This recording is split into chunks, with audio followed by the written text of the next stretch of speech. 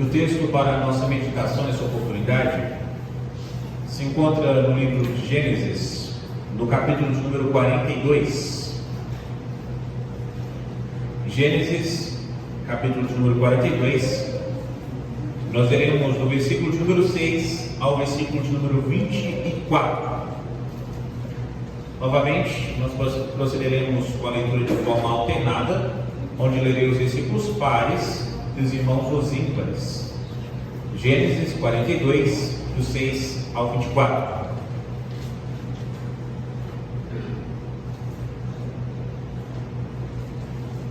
Diz assim a palavra de Deus: José era governador daquela terra.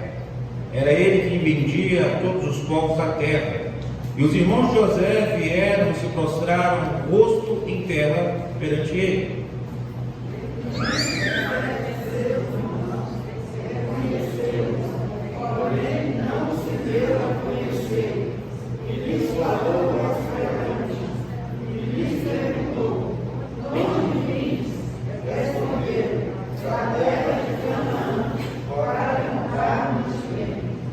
José reconheceu os irmãos, porém eles não o reconheceram.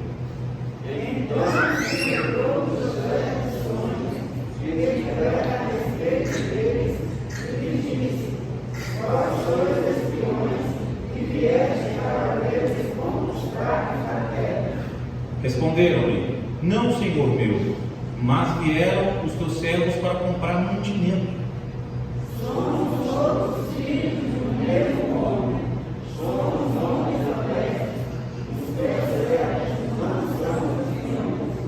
Ele, porém, lhes respondeu: Nada disso. Pelo contrário, viestes para ver os pontos fracos da terra.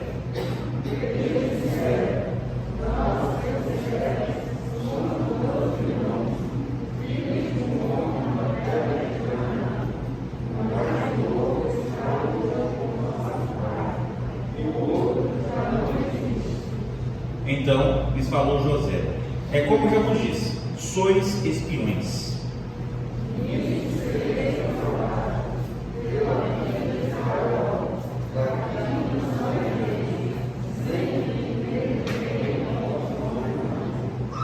Enviai-me entre vós e trago o vosso irmão.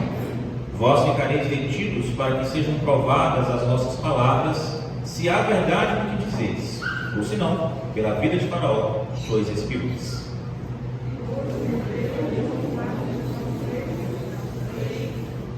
Ao terceiro dia, disse-lhe José: Fazei o seguinte e vereis, pois temo a Deus.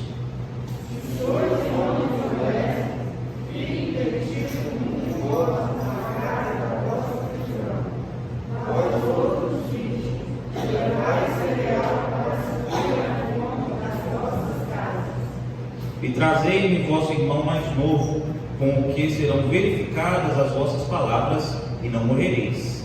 E eles se dispuseram a fazê-lo. Então disseram uns aos outros: Na verdade, somos culpados nos ofendas da nossa irmã, pois vivimos na angústia da alma, quando nos rogaram, e não nos acudimos. Por isso, nos vem esta ansiedade. Respondeu-lhes Rúben: Não vos disse eu, não pequeis contra o jovem, e não me quisestes ouvir, pois vedes a ele que se requer de nós o seu sangue. Eles, porém, não sabiam que José os pediu, porque eles falaram por interesse.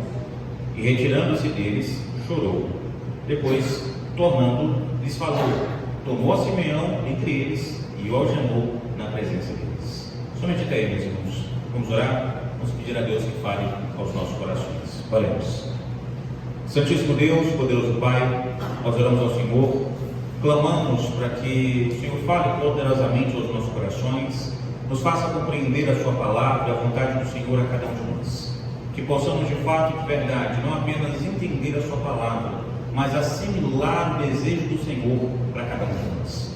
Fale os nossos corações, Pai. Em nome de Cristo Jesus, que nós oramos e agradecemos hoje e sempre. Amém. Amém. Meus irmãos, conta-se uma história que em uma serralheria, certa vez uma cobra entrou e em dado momento ela esbarra no serrote. De imediato ela dá um bote no serrote e vê que não adianta de nada. Bastante revoltada com a situação, a cobra resolve que o melhor é enrolar-se nele para o esmagá-lo entre o seu corpo. Então ela se propõe a fazer isso. Mas quando ela começa a se enrolar no serrote, os dentes do serrote começam a perfurar sua pele e ela começa a sentir dor. Pensando que o serrote está a atacar, ela começa a colocar mais força nesse abraço. Então ela percebe que ele está atacando de volta e ela vai cada vez mais apertando esse serrote para tentar vencê-lo.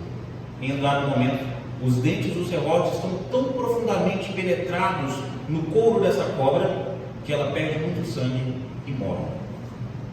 Por ela realmente recusar-se a se aliviar daquele abraço, ela perde a sua vida, por estar perfurada por aquele serrote. E os nossos versículos, meus irmãos, nos mostram como o ódio e a amargura fazem o mesmo conosco e como somente o perdão pode nos livrar desse abraço mortal. Nessa oportunidade, eu gostaria de convidar-lhe a meditarmos acerca do tratamento divino aos nossos corações.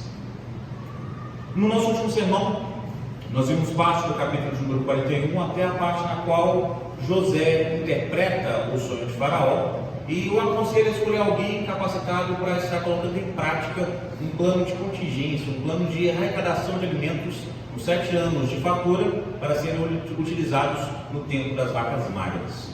Após isso, Faraó identifica que José é a pessoa mais adequada para isso. Honra a José, o pega pela mão e leva em seus carros luxuosos para todo o Egito saber o homem ao qual Faraó deseja honrar. Ele toma para si uma esposa, filha de um sacerdote, tem 2 filhos e agora o segundo homem mais importante no Egito, uma pessoa rica, influente e que não dependia de ninguém para continuar naquele cargo. Só que chega o momento de tratar o coração de José e da sua família. José era o responsável por vender, por estar intermediando as grandes negociações do Egito em relação à comida. E nessa oportunidade, depois de vender para várias pessoas, ele tem que negociar com a sua família. E é neste ponto que eu convido os irmãos a vermos como o coração do cristão é tratado por Deus. E nós veremos alguns meios pelos quais o nosso Deus trata o coração do cristão. Meios pelos quais Deus trata o coração do cristão. E o primeiro meio, meus irmãos, se encontra nos versículos de 6 a 9, que diz o seguinte: José era governador daquela terra, era ele quem vendia a todos os povos da terra, e os irmãos de José vieram e se prostraram o rosto em terra perante ele. Vendo José e seus irmãos, reconheceu-os, porém não se deu a conhecer a eles. E lhes falou asperamente, e lhes perguntou: de onde vindes? Responderam: da terra de Canaã, para comprar mantimento. José reconheceu os irmãos, porém eles não o reconheceram. Então se lembrou José dos sonhos que tivera a respeito deles, e lhes disse: vós sois espiões e viestes para ver os pontos fracos da terra. O primeiro meio, meus irmãos, pelo qual Deus trata o coração do cristão é revelando a ferida através do reencontro. Não sei se você já teve uma ferida tapada por um band-aid, mas funciona mais ou menos assim se você não teve essa experiência. O band-aid serve para estar evitando que o machucado fique exposto e venha a proporcionar algum tipo de infecção por estar em contato diretamente com o ar. Só que o que acontece? Quando você coloca o band-aid e não tratou a ferida, quando você vai tirá-lo, ao invés de deixar a pele bonitinha, ele desce ou sobe, arrancando aquela película que estava sobre o machucado. Ao invés de ajudar, ele faz muito atrapalhar. Aí você pensa: poxa, então é melhor deixar o band-aid quietinho lá, porque se está tampado, está tudo tranquilo. Mas enquanto você não tratar a ferida não vai cicatrizar. Ela só vai ficar pedindo outro band-aid, outro band-aid, outro band-aid, e não vai cicatrizar jamais. Os nossos versículos nos mostram exatamente este momento na vida de José, o momento de tirar o band-aid e tratar verdadeiramente a ferida. A família de Jacó, meus irmãos, não sabia que seriam 7 anos de fartura, seguidos de 7 anos de miséria, de fome. Essa informação era restrita a José e o pessoal do Egito. É o que os versículos dos capítulos anteriores nos narram. Por isso, eles estavam achando que ia ser um período difícil, mas que daria para superar. Então eles ficam aguentando o máximo que dá. Só que aí começa o tempo da fome de verdade e eles têm que dar um jeito de resolver a situação. Eles achavam que pegando um pouco de comida daria para aguentar até passar esse tempo. E é interessante observar, meus irmãos, que no versículo de número 1 e 2 do capítulo 42, nós vemos que Jacó, ele ouve falar que havia mantimentos em outro lugar. Então ele pensa, vou mandar os meus filhos para lá. Mas por que ele vai mandar os filhos dele para lá? O que acontece é que Jacó, ele tinha vários filhos. Para ser mais exato, ele tinha neste momento 11 filhos homens. E nenhum deles era maduro o suficiente para resolver essa situação. Para você entender, neste ponto da história, José tem entre 34 e 40 anos, mais ou menos essa faixa etária. O irmão mais novo de José era Benjamim, que era mais novo que ele, era o caçula, a rabinha do tacho. Mas todos os outros 10 eram mais velhos do que José. Então, para você mensurar aí, eram 10 homens de no mínimo 41 anos esperando uma solução do céu ou que o papai desse um jeito na situação. Eram homens que agiam como meninos. E nós vemos aqui, eles olhando uns para os outros. Jacó inclusive diz a eles, por que vocês estão aí olhando uns para os outros? O versículo número 1 nos diz isso. Por que estáis aí a olhar uns para os outros? Jacó está indagando eles. Resolve aí, meus filhos, é hora de resolver. Então ele manda esses filhos ao Egito para buscar mantimento. Jacó era, meus irmãos, ao criar meninos ao invés de formar homens. Ele mantinha debaixo do seu teto pessoas que tinham muita idade, mas nenhuma maturidade, nenhuma capacidade de lidar com problemas. Ele falhou enquanto pai nisso também. Manda os seus filhos para o Egito. Eles vão lá. Chegando no Egito, eles são direcionados para estar conversando diretamente com o governador, que era José. Essas grandes negociações, as grandes negociações eram feitas diretamente com o governador, que era José. Então eles se apresentam diante de José para estarem comprando, para estarem adquirindo mantimento para a sua família. E eu não sei se você entendeu como é que está a situação, mas é assim, José, ele chegou no Egito como escravo, conseguiu ali ser ajudado na casa de Potifar, chegou a um nível ali de ser mordomo deste homem, foi tentado e atacado pela esposa de Potifar, fugiu e foi preso injustamente. Foi mandado para o cárcere, ali pela boa mão do Senhor sobre a sua vida, chegou a ser subcarcereiro. E quando estava tudo bem, aparece lá o copeiro-chefe, o padeiro-chefe, interpreta os sonhos, o copeiro-chefe faz um acordo com ele, não cumpre, e em um dado momento se redime com José. Agora, José estava como o segundo homem mais importante do Egito. Tinha comida no tempo de fome, tinha luxo no tempo de escassez, tinha tranquilidade no tempo de guerra, tinha realmente tudo o que nós poderíamos desejar. Mas ele faltava alguma coisa na sua vida, faltava algo no seu coração. E é exatamente o ponto no qual nós vemos Deus trazendo o passado de José novamente a ele, para fazer com que tirasse o band-aid e de uma vez por todas revelasse essa ferida. Ele estava com um band-aid, achando que estava tudo certo, mas estava sendo usado só para estancar o sangue, só para não ter uma morte por hemorragia. E aí eu te pergunto, o que você faria no lugar de José? Está lá os seus algozes, as pessoas que venderam você como escravo, e você é um homem que pode inclusive mandar matá-los ali agora. Ninguém ia te julgar, ninguém, inclusive nem saber que eram seus parentes. Ninguém conhecia você, ninguém conhecia eles. Você poderia fazer isso. Muitos iriam pensar assim, poxa, eu vou deixar quieta a ferida, vou perdoar meus irmãos, vou me revelar eles aqui, vou abraçar eles, vou mandar eles levar muita comida para o meu pai, mandar levar comida para todo mundo lá da minha terra, vai ficar tudo bom, eu só não quero mexer na minha ferida. E resolver momentaneamente, mas a longo prazo vai continuar a mesma coisa. Outras pessoas iriam querer realmente atacar o dedo na ferida, arrancar a casquinha, para dar um jeito de fazer os irmãos sentirem aquilo que eles fizeram que José sentisse. Iriam humilhá-los, iriam realmente açoitá-los, iriam fazê-los sentir o peso da mão de um homem irado. E José não faz nenhuma dessas duas coisas.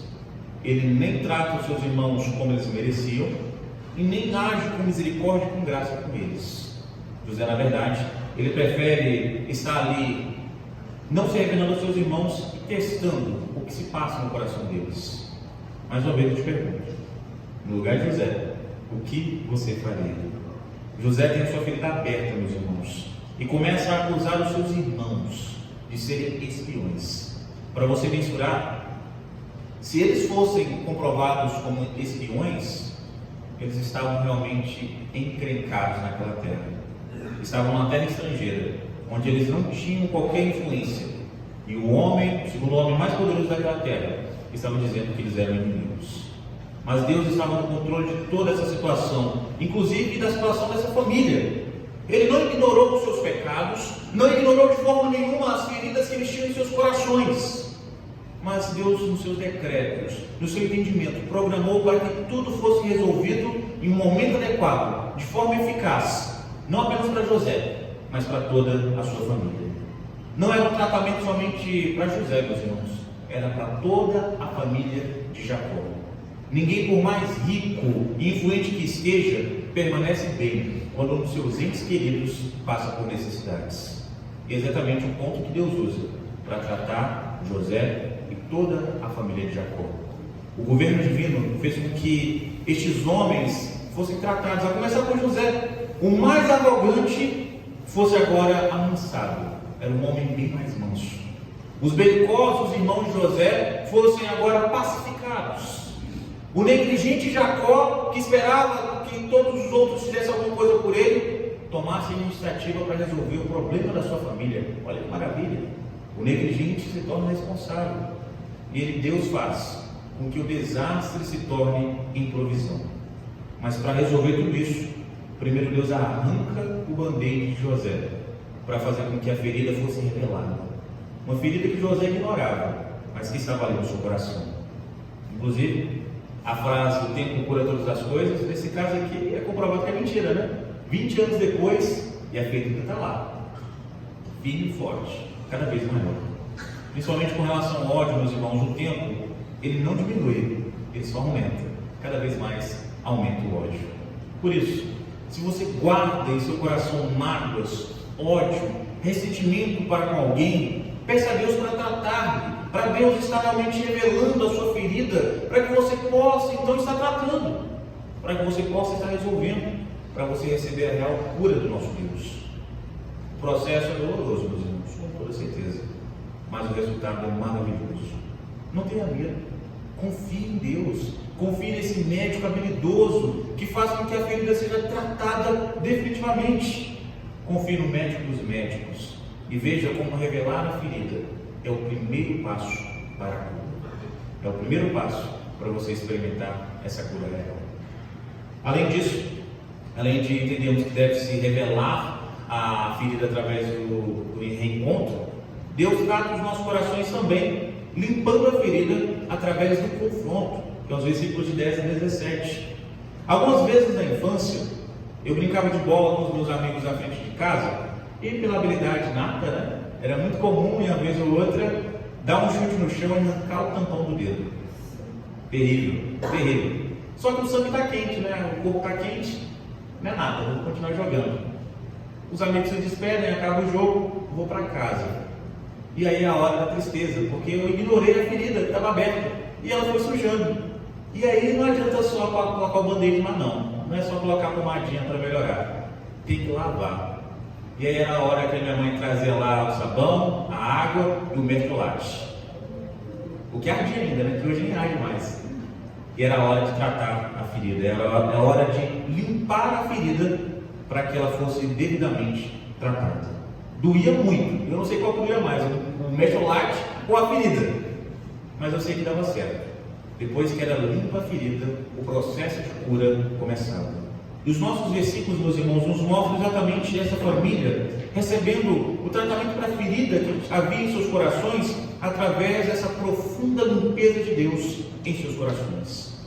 após receberem uma acusação da parte de José, os irmãos dele começam a tentar melhorar o argumento. Tentaram, mas eles na verdade se complicaram e muito. Ao invés de ajudarem, eles realmente se complicaram. Quando nós olhamos o versículo de número 11, nós vemos uma frase, meus irmãos, que ao invés de ajudá-los, os atrapalha muito. Observe: somos todos filhos de um mesmo homem. Ótimo, somos homens honestos. Para quem que eles estão falando isso, né? Para José. O moço foi vendido por eles. Honestidade não se resume, meus irmãos, somente a dinheiro. Honestidade se refere à inteireza de caráter, à inteireza de coração. Um homem honesto, ele não apenas não fica com dinheiro que não pertence a ele, mas um homem honesto também não vende o seu irmão como escravo, de forma nenhuma. É inadmissível tal situação, um homem honesto vender o seu irmão como escravo. Imagina para José o que foi ouvir dos seus irmãos a frase: somos homens honestos. Somos homens honestos. Você consegue sentir a revolta que José poderia sentir neste momento? Consegue penetrar no seu coração a revolta deste jovem que olha para trás, vê tudo que ele passou por causa destes 10 homens e ainda assim tem que ouvir deles: somos homens honestos. Porém, José continua na compostura. Ele não manda matar os seus irmãos, não manda escravizá-los, mas faz com que eles sejam mais uma vez acusados de serem espiões. E eles se defendem contando uma história que José já estava careca de saber: que eles eram filhos do mesmo homem, que tinha um irmão, que tinha ficado na casa. E aí José fica sabendo que Benjamim está vivo, e que o pai estava lá cuidando, fica sabendo que Jacó estava vivo. Então menos mal, os irmãos não estavam tão terríveis como eram antigamente. E aí eles dão uma informação que não precisavam, pelo menos não tinha por que eles dizerem. Eles dizem: e um dos nossos irmãos morreu. Esses homens, meus irmãos, estavam desesperados diante desse governador que poderia mandar matá-los, e por isso tentam o máximo possível falarem a verdade, tentam o máximo possível expor a inteireza dos fatos. José ouve dos seus irmãos com pesar, com dor, que eles haviam perdido um irmão que fazia falta. José ouve dos seus irmãos, daqueles que por tanto tempo ele ficou nutrido um ressentimento, que ele fazia falta na sua casa. Eles estavam fazendo força para contar a verdade da melhor maneira possível. Mas mesmo começando a tirar a sujeira, meus irmãos, não tirou a sujeira totalmente. Ele tinha muita coisa enterrada que José precisava colocar para fora para ser tratado de verdade. Ele estava no processo de limpeza, mas não tinha sido concluído ainda. José permanece incólume, realmente não se move na sua decisão de tratar os seus irmãos com aspereza para eles serem julgados.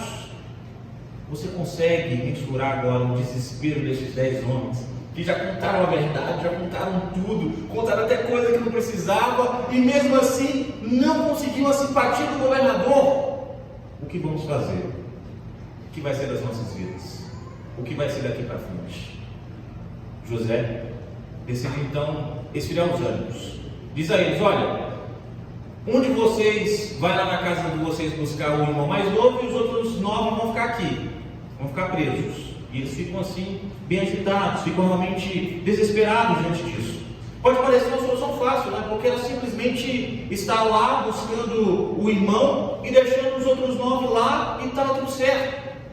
Mas, meus irmãos, eles não estavam desejosos de levar Benjamim, não. Eles já haviam falhado com um dos filhos que Jacó gostava, que era realmente José. Eles não iam se dar o trabalho de perder o outro filho que era o preferido dele, que era Benjamim. Trazer o caçula, trazer o último filho de Raquel, era fazer com que o velho Jacó morresse de desgosto. Estes homens não estavam dispostos a pagar esse preço. Por isso, como nenhum deles se pronunciou dizendo que ia fazer esse trajeto, José manda que eles fiquem presos durante 3 dias para esfriarem a cabeça.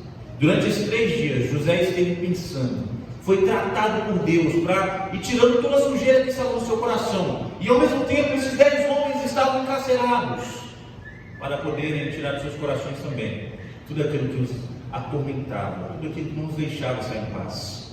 Limpar a ferida, meus irmãos, tem ações diferentes, em pessoas diferentes, porque normalmente não se encontram na mesma parte. Algumas feridas elas produzem pus, outras bolhas de sangue, e algumas raras as duas coisas. José tinha feridas no seu coração, e os seus irmãos tinham feridas na sua consciência. Toda essa família tinha que ser tratada, e tinha que limpar a ferida primeiro. Deus permitiu que todos esses acontecimentos chegassem até agora, para tratar todos eles, a começar por José. A ferida começou a ser limpa, meus irmãos, quando este homem percebeu que fazia falta na sua família, que os seus sequestradores, os seus vendedores tinham arrependimento, tinham remorso em seus corações. E é assim que Deus trabalha. Deus permite que situações complicadas ocorram, para que aprendamos a ter um coração mais leve e menos rancoroso. O mertiolate parou de arder, meus irmãos, mas o tratamento divino continua bastante doloroso, porque sem dor não há ganho. Sem dor nós não abrimos mão do que nos adoece, do nosso orgulho. Sem dor nós nos apegamos às injustiças que nós sofremos e nós guardamos no nosso coração. Sem dor nós achamos que a ferida está sarada, mesmo estando a minar sangue, a escorrer sangue. Sem doer, nós vamos empurrando com a barriga o máximo que dá. Por isso Deus permite que doa, para que nós percebamos que estamos sendo tratados. Cristo Jesus, através da sua obra, meus irmãos, garantiu-nos que pagou o preço no seu corpo, para que o nosso sofrimento não fosse em vão, que o nosso sofrimento não fosse sem porquê. O nosso Deus limpa as nossas feridas, limpa as feridas das nossas almas, nos depurando através da santificação, para nos capacitar a cada dia mais estarmos da forma que agrada a Ele, e não a nós. A cada dia, as nossas vontades que antes eram pecaminosas, agora sejam transformadas em desejos de glorificar e render graças ao nosso Deus, render glórias ao nosso Deus. José e cada um de nós devemos ser tratados, nós somos tratados em meio à dor, para aprendermos a depender do Senhor. Por mais que doa, meu irmão, não retroceda nesse tratamento, não retroceda nesse processo, porque durante a limpeza da sua ferida é onde está a cura para a sua ferida. Por mais que doa, lembre que é para o seu bem e é para a glória de Deus. Lembre que quem está no controle de todo esse tratamento é o Senhor das nossas vidas. Entenda, limpar a ferida é necessário para de fato curar a ferida.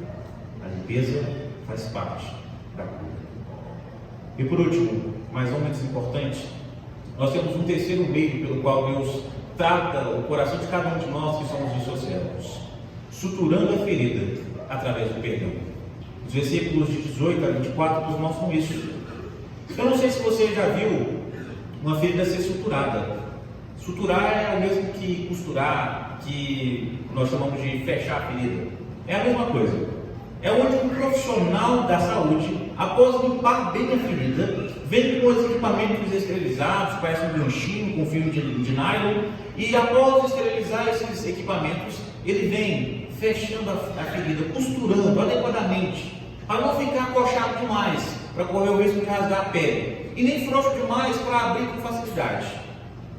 Esse profissional da saúde garante que, no máximo possível, a ferida não vai ser novamente aberta, não vai ser novamente suja, e no máximo possível vai garantir que mantenha a saúde da pessoa que está sendo tratada.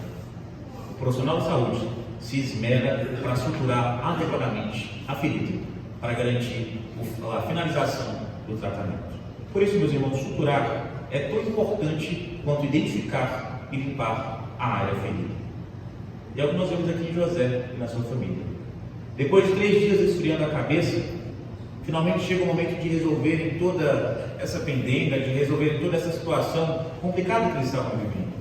E aí você pode conjecturar na sua mente o nível de conversa que esses 10 irmãos estiveram tendo nesse período de 3 dias, bolando planos mirabolantes, estratégias para tentar sair da situação. Mas o que nós não vemos, meus irmãos, isso é muito maravilhoso da parte do nosso Deus.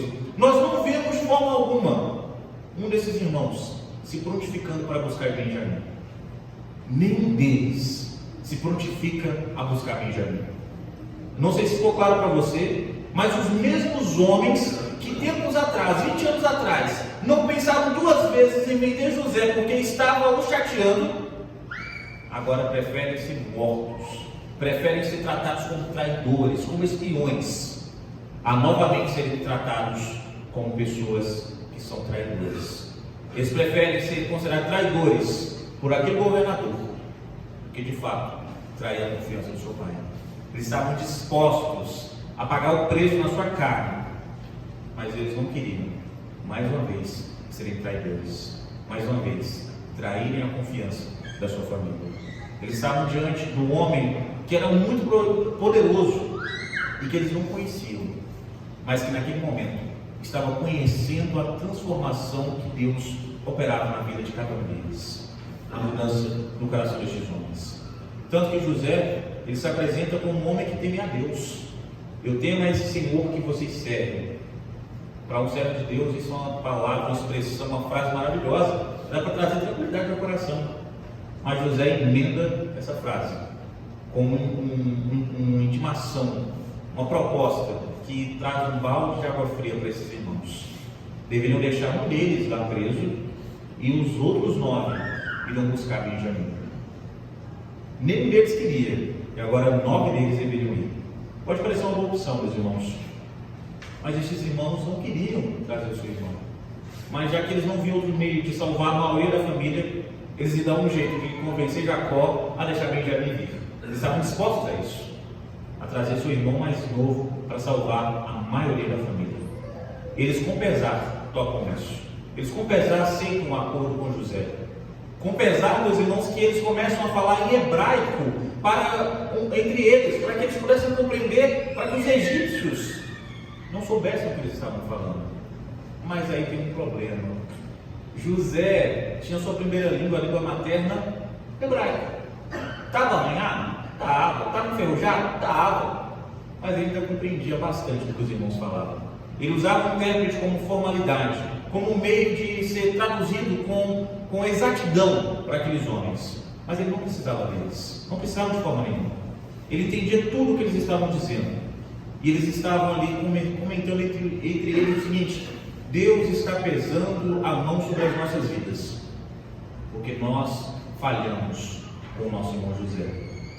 Deus não permitiu, meus irmãos, que estes 10 homens permanecessem em paz nestes 20 anos. Deus não permitiu que a consciência deles estivesse tranquila, porque eles falharam com José.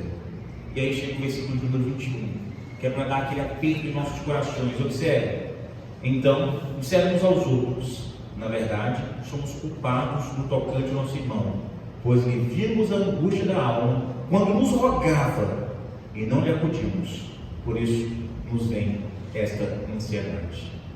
Meus irmãos, os irmãos estão dizendo uns aos outros assim: a gente estava ouvindo José clamar por misericórdia e a gente não voltou atrás. A gente ouvia José clamando: por favor, não façam isso, e a gente não voltou atrás.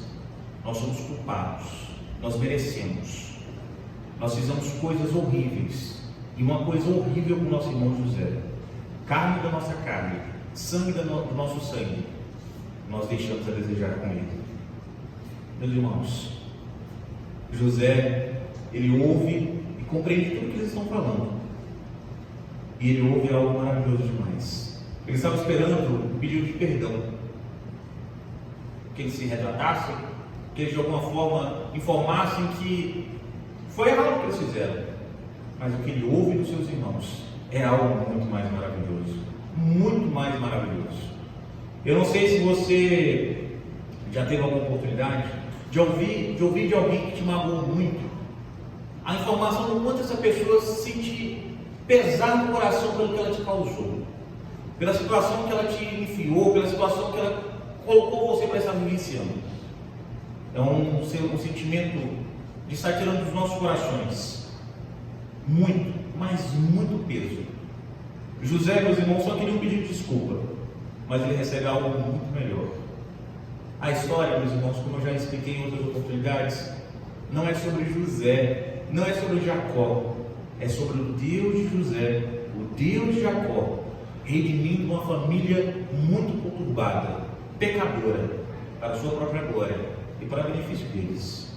É por isso que José resolve testar a maldade do coração dos seus irmãos e acabou testemunhando a transformação que Deus estava efetuando na vida de cada um deles. É maravilhoso para nós, meus irmãos, entendermos que José estava esperando algo terrível e recebe uma notícia maravilhosa. Tanto que os versículos seguintes dizem que ele não consegue suportar e vai para o quarto ao lado, para a sala ao lado, para poder chorar. É muito emocionante. É um choro, meus irmãos, que mescla raiva, remorso, tristeza, saudade, felicidade e alívio. É o momento deste menino que agora se torna um homem, colocar tudo para fora, fechar essa ferida e seguir a sua vida.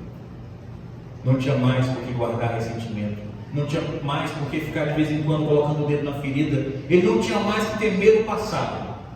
O seu tratamento estava concluído. Ele estava retirando do seu coração todo rancor, tudo que estava ali trazendo peso para a sua vida. O perdão, meus irmãos, foi a ferramenta divina para suturar o coração de José e para dar andamento à limpeza do coração dos seus 10 irmãos, de Benjamim e também de Jacó. Perdoar, meus irmãos, não é esquecer. Não confunda. Perdoar não é esquecer. Perdoar é lembrar sem machucar. José nunca se esqueceu de tudo que ele passou, mas após Deus suturar, fechar essa ferida, ele conseguiria lembrar sem raiva, sem rancor, sem desejo de retribuição. José jamais esqueceria o que passou, mas quando se lembrasse, não doeria o seu coração. Ao invés de todo sentimento ruim, o que ele recebe de Deus quando ele se lembra dessas coisas, como ele diz em capítulos à frente, é que tudo isso foi providência de Deus para conservar a vida no Egito, para conservar a sua família e para conservar várias famílias ao redor da terra. Porém, meus irmãos, ainda não era tempo para se mostrar aos irmãos, tinha que tratar o resto da família. O processo de cura em José se finalizara, mas na vida da sua família ainda não.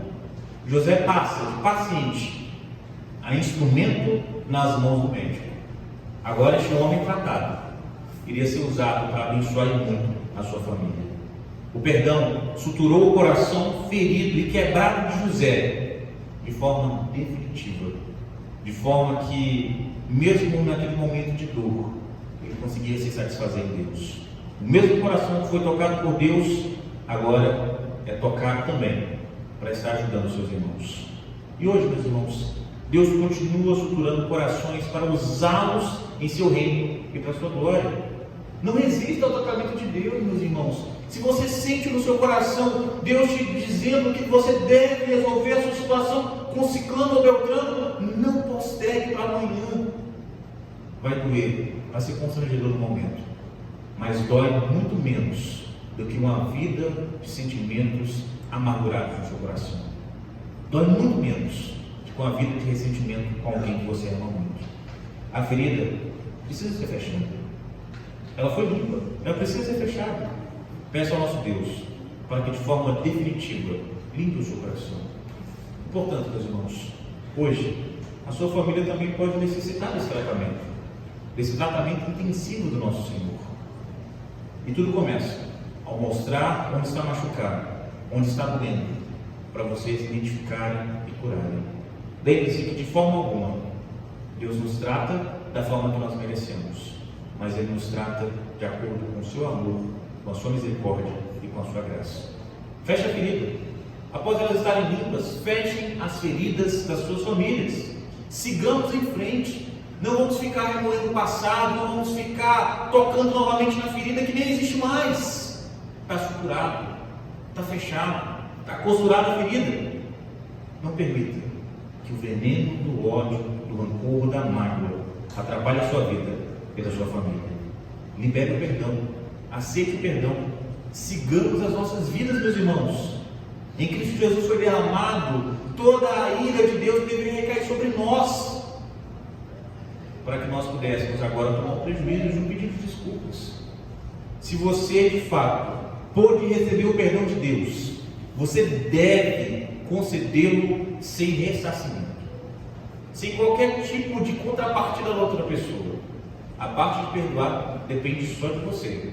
O que a pessoa vai fazer com o perdão é problema dela de Deus. Faça a sua parte. Sejamos tratados para a glória do Senhor. Sejamos curados dignamente. E assim vivamos para a honra e glória do Senhor.